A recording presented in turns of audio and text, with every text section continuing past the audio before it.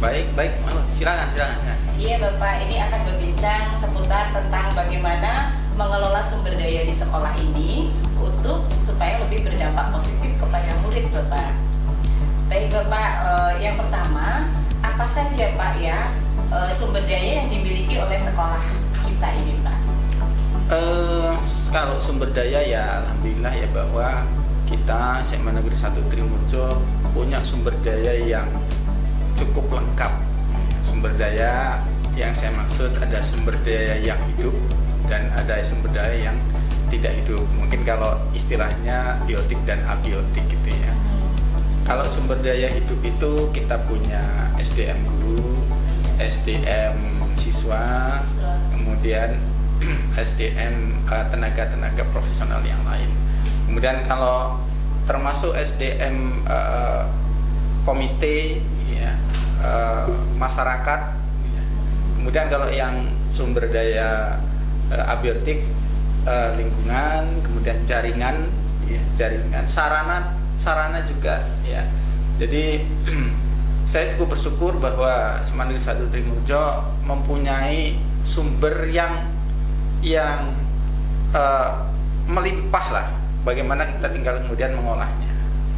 Justru melimpah ya Pak? Ya melimpah, saya kira itu melimpah. Ya. Ya, Pak, ya. Nah tadi disampaikan oleh Bapak ada abiotik nih Pak. Nah untuk yang abiotik itu contohnya seperti apa saja ya Pak ya? Kalau abiotik misalnya kita punya sarana prasarana, ya. Mungkin bisa dari sarana gedung. Kita punya gedung yang untuk kapasitas sekarang dengan kelas yang kita punya cukup. Ya, cukup. Hanya kalau ketika kita kemudian ingin mengembangkan tentu konsekuensinya nanti kita ya mempersiapkan sarana kembali. Kemudian jaringan tentu di zaman digital ini komunikasi jaringan komunikasi menjadi hal yang sangat penting ya, karena kita hidup di era digital, kita tidak ingin juga ketinggalan dalam teknologi. Kemudian juga sumber daya lingkungan. Mungkin kalau bahasa lain barangkali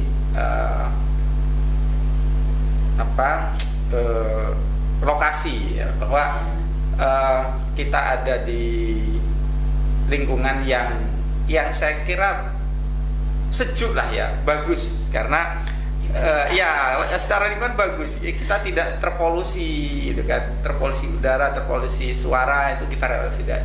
Kemudian juga ada satu lagi sumber daya kebijakan. Nah, kebijakan. Jadi bahwa kita itu juga berkolaborasi ya dengan pihak-pihak lain. Itu saya kira juga menjadi sebuah sumber daya tersendiri yang bisa dimaksimalkan untuk kemajuan sekolah kita. Baik.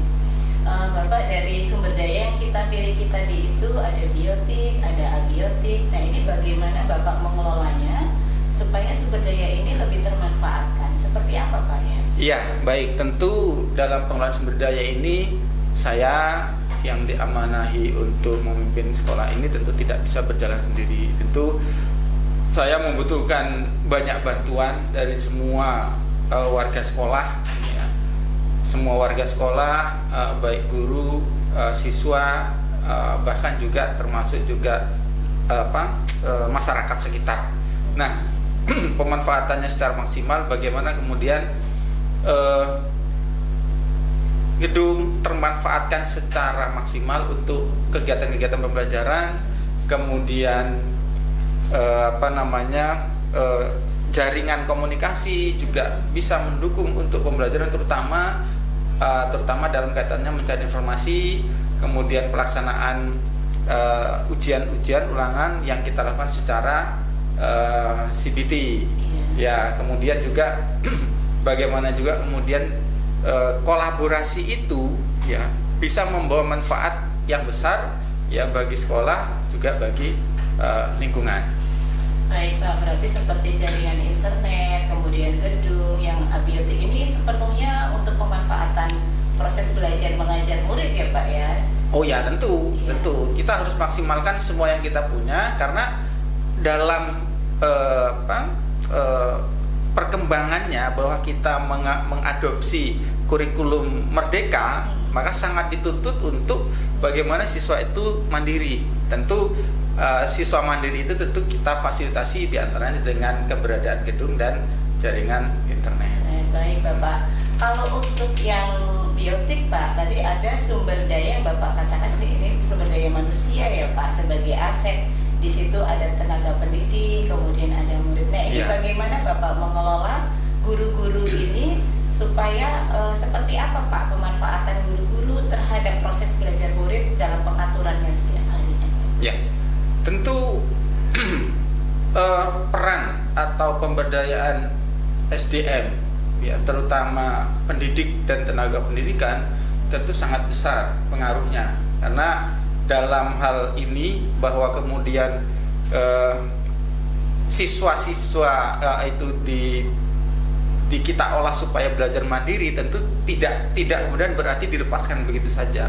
Tentu tenaga pendidik ini mendampingi bagaimana kemudian siswa itu bisa belajar mandiri. Tentu ya, untuk pendampingan ini juga butuh pengetahuan, butuh pemahaman, karena ini relatif baru ya, sehingga bahwa pemahaman wawasan dari tenaga pendidik sangat-sangat dibutuhkan ya, agar mereka paham ya bagaimana kemudian membuat kondisi pembelajaran itu menjadi menyenangkan, terutama menjadi menyenangkan ya kan, dan kemudian merespon atau merangsang siswa itu untuk belajar mandiri. Oh gitu, jadi lebih menuntun, membimbing murid ya Pak dalam suasana pembelajaran yang merdeka, yang menyenangkan, membahagiakan murid begitu ya Pak ya. Baik Pak, tadi disampaikan Bapak juga bahwa selain aset manusia yang dimiliki, kemudian juga tadi ada aset alam lingkungan Pak ya. Nah ini bisa digambarkan nih Pak, bagaimana aset alam lingkungan ini bisa dimanfaatkan sepenuhnya untuk pembelajaran murid? Ya, tentu lingkungan juga berperan. Lingkungan yang nyaman, yang asri itu berpengaruh, saya kira berpengaruh terhadap kondisi mental anak, kondisi pembelajaran. Ya alhamdulillah kita ada di lokasi yang tenang ya, yang tenang, sehingga tenang, kemudian juga tidak kehabisan bahan bakar. Maksudnya ketika kita kemudian memaksimalkan ya sumber daya alam yang di sekitar kita punya ya, jadi lingkungan ini juga saya bersyukur ya bahwa sekolah kita ini letaknya di sini ya, jadi bahwa kemudian kita itu dekat dengan persawahan, dekat dengan ini saya syukuri sebagai sebuah kelebihan, sebuah nilai-nilai plus yang bisa kita olah untuk kemudian menunjang pembelajaran. Tentu ini bagaimana mengolahnya? Nah ini tentu butuh pengetahuan, butuh kerjasama ya, agar juga anak-anak pembelajaran yang dilakukan anak-anak, kemudian gurunya dan yang lain juga bisa lebih maksimal, lebih nyaman. Begitu. Nah untuk di lingkungan di sini pemanfaatan selain alam itu ada tidak Pak? Misalnya yang dimanfaatkan dalam bentuk keterampilan atau karya siswa Pak? Ya, jadi ini kita kemarin juga ya jadi memang kita ingin bahwa siswa itu memiliki sebuah pengetahuan baru ya, sebuah pengetahuan baru. Nah, kemarin kita sudah laksanakan ya, kita coba mengkaryakan siswa. Memang kalau kemudian yang diutamakan adalah prosesnya, betul, tapi kita juga tidak kemudian menafikan hasil ya. Kemudian kita juga tidak melupakan hasil. Bagaimana proses berhasil, tapi hasilnya juga didapat. Nah, kemarin kita sudah mengkaryakan anak untuk mencoba membuat minuman dari bahan-bahan herbal, dan alhamdulillah anak-anak sangat antusias ya. Kemudian saya juga terima kasih juga penghargaan apresiasi tinggi-tingginya pada tim project yang sudah bekerja keras menyusun skenario, karena tanpa skenario itu anak-anak akan juga, guru-guru juga mungkin kebingungan mau bagaimana. Nah, tapi alhamdulillah ini sudah skenario, dan bahwa kemudian ada berhasil atau tidak itu sesuatu juga ya, yang berhasil begini, yang tidak berhasil apa, kenapa. Jadi semuanya menjadi pembelajaran bagi kita. Nah ini saya yang diharapkan ya yang diharapkan anak-anak itu ya prosesnya juga mereka tahu, hasilnya dapat. Nah ini juga menjadi apa ya, bisa jadi suatu saat mereka adalah ya, ada yang bekal mereka ketika nanti kemudian sudah barangkali sudah lulus gitu kan. Siapa tahu ya, siapa tahu di antara mereka itu ada yang mencoba-coba. Kalau boleh tahu bahannya apa saja Pak yang dimanfaatkan dari daerah lingkungan sekitar? Iya. Jadi kalau kemarin kita melihat potensi lingkungan, maka kita mengambil bahan-bahan itu diantaranya jahe, kunyit, kemudian temulawak, kemudian wortel, ya, kemudian ada ya itu diantaranya. Iya, itu bisa dicari juga di sekitar lingkungan sekolah ya Pak ya? Oh bisa bahkan juga kita juga menawarkan untuk bahan baku ini ke orang tua wali. Jadi ada saling menguntungkan, mutualisme gitu ya. Wali murid, siapa yang punya, ada yang punya jahe misalnya, ayo kita beli. Nah, jadi tentu ada nilai saling menguntungkan. Timbal balik yang menguntungkan. Itu luar biasa sekali Bapak. Jadi pengelolaan sumber daya yang sudah dimiliki oleh sekolah sebesar-besarnya ya Pak untuk berdampak positif pada murid dan membantu bagaimana supaya murid itu punya pengalaman belajar dari apa sumber daya yang sudah dimiliki gitu ya Pak ya. Kalau untuk permasalahan dan kekurangan itu mungkin kita tidak begitu mendekatinya Pak ya. Justru bagaimana kita melihat pendekatannya adalah berbasis pada modal atau aset. Ya. Terima kasih Bapak, ini bincang-bincang kita siang pada hari ini tentang pengelolaan sumber daya yang luar biasa dari SMA Negeri 1 Trimurjo untuk mengelolanya menjadi lebih berdampak positif pada murid. Ya, terima kasih juga Bu Hanif sudah mengkancah bagaimana sekolah kita, dan harapan kita semua bahwa sekolah kita akan lebih maju lagi. Amin. Terima kasih Bapak pertemuan siang pada kali hari ini. Terima kasih semuanya.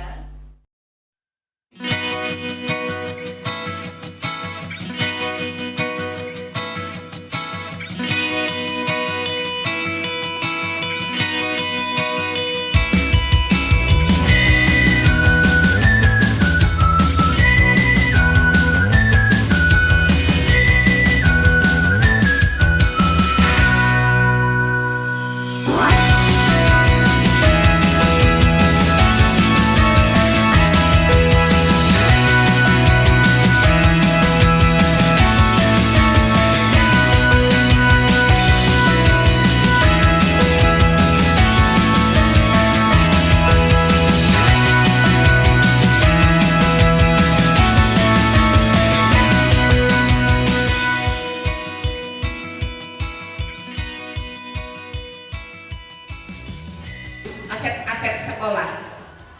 Satu apa? Manusia. Dua, sosial. Ada yang bisa menjelaskan kira-kira aset sosial kita itu apa dan siapa? Aset sosial sekolah?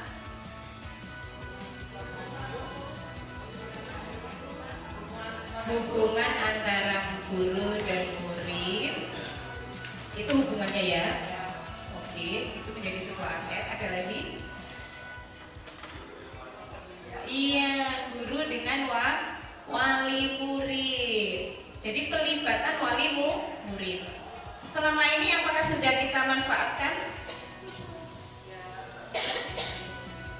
Wali murid ini belum kita manfaatkan secara maksimal Pak Iman. Nah, makanya besok wali murid kita undang ya Pak ya. Kalau ada yang mau jadi narasumber pun atau ikut misalnya mendekorasi tempat, Bu Dita 10.7 undang wali murid untuk mendekorasi tempat juga. Keren banget. Boleh apa saja yang dibawa bapak ibunya di rumahnya, misalnya bunganya apa, beludak. isinya nanti. Kalau melibatkan wali murid. Iya, kalau melibatkan wali murid itu sebenarnya support pasti orang tuanya. Kemudian fisik sih pasti sudah tahu banyak sekali. Alam lingkungan kita, kemudian finansial ada di mana ini?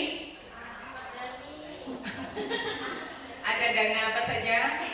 Dana bos, komite, kemudian atau SPP ya, kemudian koperasi dan seterusnya.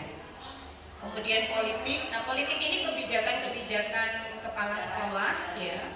Kebijakan kepala sekolah itu politik, dan bagaimana kepala sekolah melakukan hubungan jaringan dengan misalnya dinas pendidikan ya. Ya, dengan lingkungan sekitar yang berbau. Bukan politiknya, bukan politik praktis ya ini ya, tapi untuk kebijakan membantu supaya sekolah semakin berkualitas dan maju. Kemudian agama dan budaya. Nah, karena kita sekolah negeri, agama kita beragam, kemudian budaya juga beragam. Gitu. Oke, Bapak Ibu, kira-kira apa kesiapan Bapak Ibu nanti di kelas, misalnya komitmen apa yang memandang bahwa siswa itu sebenarnya adalah aset. Kelas Bapak Ibu itu adalah aset, bisa dijadikan aset. Nah, untuk kelas, nah ini wali kelas nih, untuk kelas yang menurut Bapak Ibu itu sudah nyaman tapi ternyata belum nyaman untuk murid, silakan dirubah. Tanyakan pada anak-anak, nah kelasmu ini seperti rumahmu jam 7.15 sampai hampir jam 16, apakah kamu nyaman di kelas ini? Sudah tanyakan begitu? Nah, silakan ditanyakan supaya siswanya nyaman.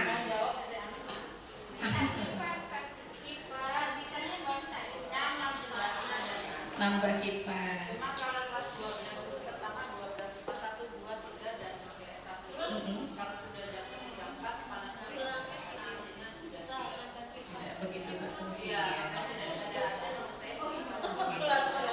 Nah, bagaimana memanfaatkan situasi yang panas menjadi nyaman? Ngajak keluar apalagi? Pindah ke perpus, semuanya pindah ke perpus, pindah musola. Tangga nomor 1 sampai nomor 50 itu penuh ya nanti. Atau ruang tempat duduknya. Nah, dirubah seperti apa? Atau perlu ada karpet di bawah? Silakan. Nah, semuanya kelasnya dibuat nyaman seperti apa? Silakan anak-anak itu kita jadikan aset, katanya tadi murid aset. Diajak bicara anaknya supaya menjadi nyaman.